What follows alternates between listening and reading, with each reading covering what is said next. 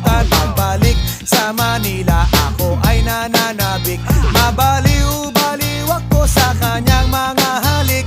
Okay lang, di maiwasan na mamiss paminsan-minsan. Pero pag kami nakita, aking panggigigilan. Di ko siya titigilan when she comes.